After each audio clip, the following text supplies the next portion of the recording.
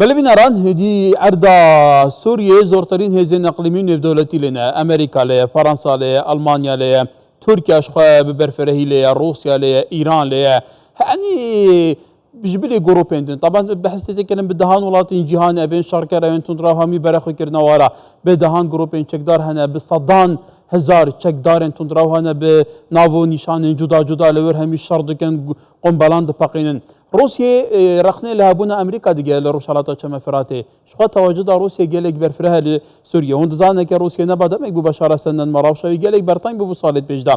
برحال محمود برو سروک خواجویا انا کسی لنرویج لباجاره فدریک ستاک دیگه المیا بله دنباش کیک محمود دا خوانیا روسيا تو چاد بینی گلو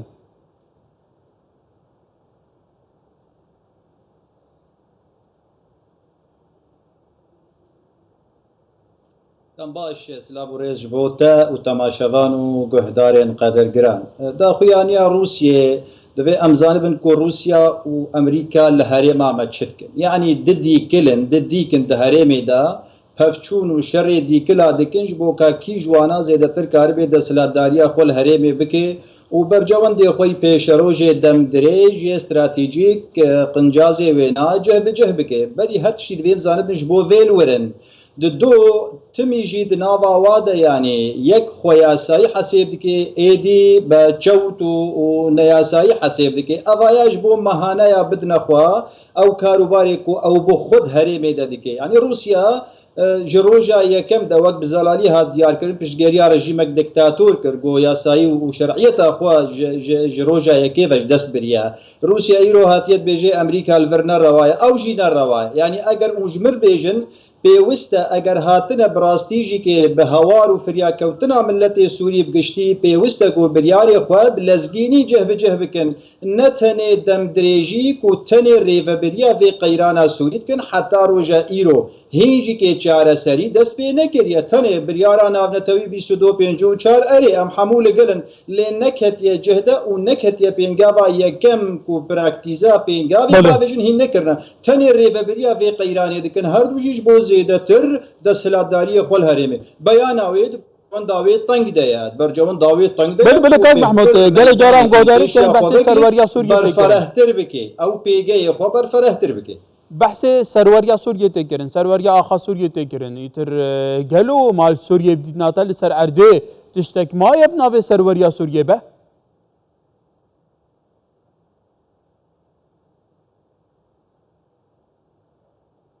بله اوه کو بحثا سروریا سوریه دکن ایما وک پرنسیب ام سروریا هر ولاتی د پاریزن و ریزیلی دگرن لگور دوفچون و یاسای ناف دولتی لی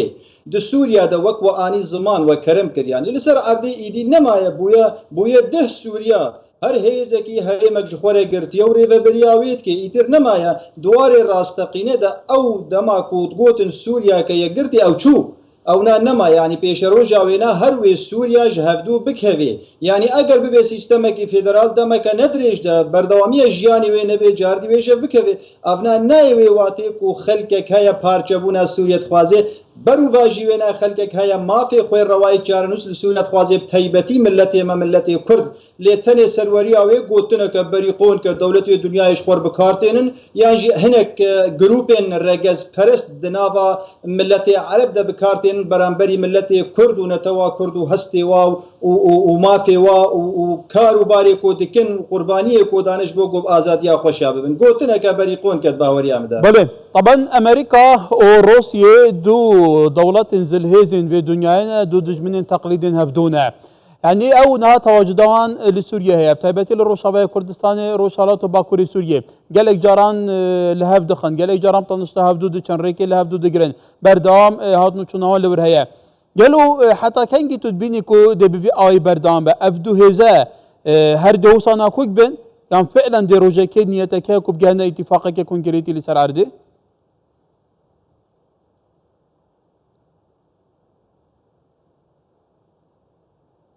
باوەریا مدەیە ئەو پەیمانە کۆت بێ کۆنکرێت لەسەر عەردەی زوو چێبێ زوو چێ نابێ یعنی ژە ئەمرێ مە بە ئەمزارۆک بوون سۆڤێت هەبوو ئەمریکا هەبوو غەرب هەبوو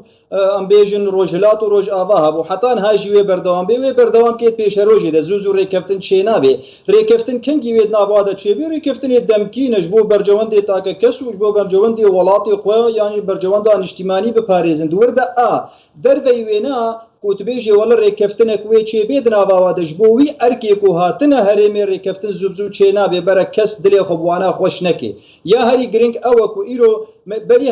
بەری هەیڤەکێ وەختێک و بایدن پۆیتن بناو دکێ بکوژەر یعنی قاتل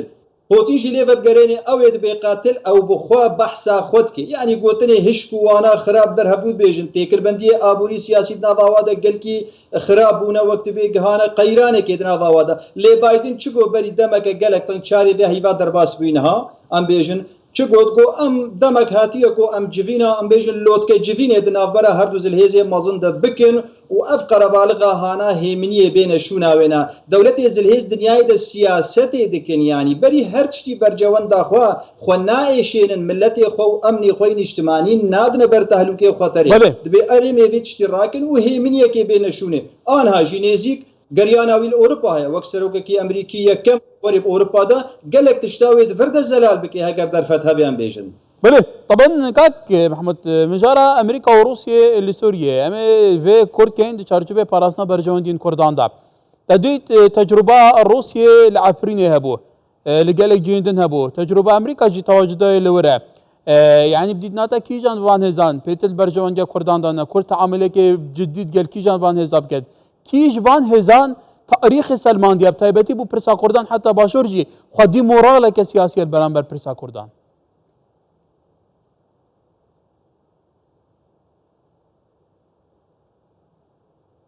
زانێ دڤردا تە باڵا مکشاندە سەر سەردەمەکە هەنێکی وەکت بێ نەگەلێک کەڤن لێ وەکت بێ نوژن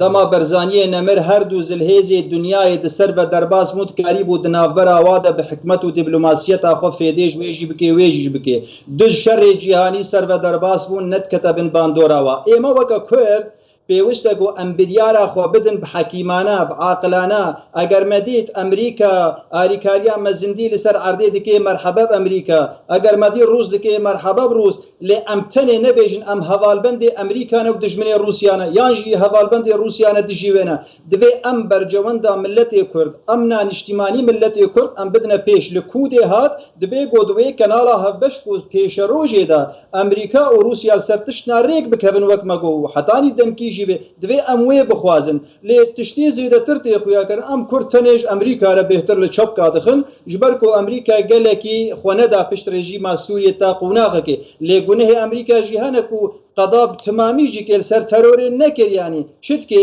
تەرۆری ژەخی بەدکوژێ و دەری خوا هەردهێلێ گۆجاردی وەرێ دەست پێ بکێ ئەف هەمووش بۆ کۆمەلەتی سووری بگشتی بکەوێت تەهلوکێ نەفەساوی بچکێنێ ئیدی چ چارەسەری هاتە پێش ملەتی سووری و ناودە ملەتی کورد وێ چارەسەریا گوتبێژی قبول بکەن سیاسەتەکە پر گران ژ ملەتێ ماژ ملەتی سووری ژ چارەنووساوی بقەوەتر لەسەر عەردێ هەیە پێویستە و ملەت هەموو وێنا هشیار ببێ بەرجەوەندا خۆ بگرێ تشتکی دی نەوێ خاپاندن تەنێ یەکیتیامە تەنێ یەکرێزیامە لەسەر بنگهێ مافێرەوای چارەنووس خصوصەت و تایبەتمەندیە گەلێ کورد لە کوردستانە ڕۆژئاوادا لەسەر vê ئەمرێک بکەون دەرڤەی وانە چ گەنگەشێدی چێ بن نەجهێ ئەم بێژن پەرە پێدانەیە نەجهێ قیمەت پێدانەیە ئەبەدەنجی ئەوێ نەت بێژی ئەو سەرنجە ji بۆ چارەسەریە کێشا کورد لە سووریەدا پێش بله ئەوە توت بێژی ئەو سەرنجەکە گەلێک ji بەرپرسên تەب دەمێ ئەنە کەسێ لەڤەر ئەڤە بوومە گوتکە هەر کەسێک دزانە هێزا کوردان دیەکەتیەوەندایە لە ڕۆژاوای کوردستانی چەندین ساڵە بەردەوام گوت و بێژان دکەن حیوارا کوردی هەبووە ئەمریکا سەرپەرشتی کردە لە هەولێرە دووکە سەرۆک بارزانانی سەرپەرشتی کردە لە حتا بێگا بێ ئەفعالی نەشان ببنە خودی نەخشەڕەیەکە استراتیژێکە کوت چارچوبێ وی استراتیژیدا بەرژەوەندین بڵندین خەڵکی ڕۆژاوای کوردستانی ڕەوشا تەسعیدا لەور بأوايك إدارة كان كو برجوندينا فراسي متعاملة ديالفان هزاب كان بأوايك براغماتيست وكتود بيجي يعني همي في زانن سر عردي أفنينا بديت ناتا بونينا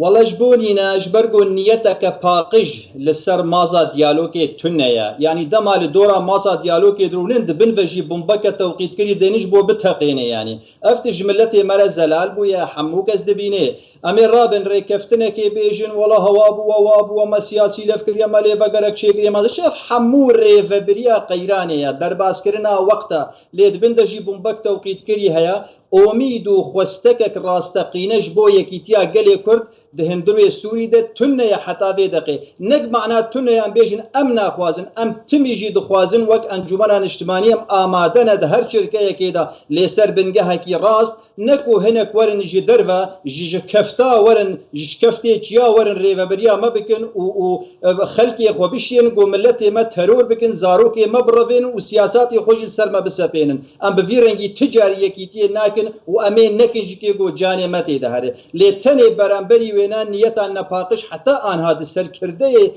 پیاده دو او پارتیه گو خب ناف دکن پیانکی کو هر یکی بلکی ده کسی و تنه پرواز جمالا ناف کرنا پارتی او انا خو کرنا وک هیزه کی بنافو بانگو هیلا دکن لید راستیه دجی تو وزنا و تنه او تنه وقت درباز دکن او تنه معاشی خود استینن او تنه چارنوسا کرد جبیر کرنا حرتش لبالا وای بس چارنوسا زاروکی کردا و گرتیا و زندانیا و رفاندیا و ضباطا و مالباطی شهیدا نل برچعبی وای لو ماشی کی هشیار نابند وی خالده تنه البندی و اوید هلن کو هنک دشکفتی چیا د ورن ریو بریا ملت کردستان روج آبابک و ایدی اف محاله ببه و براستی جی که بهارا کردید آراده یو دست بی کریه چروس کاوی رابه بکی مانی کو امر راگهاندنا شورشک سیاسی بکن جواکی دنابا ملت کرد کردستان روج آباده و بدستی خورت و چالاکوانی هیجا کول سرطان سری اروپا د کلجانک مزندنا بیوست کرد حمول وانا ببن خودی و چاره سری یک جراه و کیشا کردی مبش سر کردستان روج آبا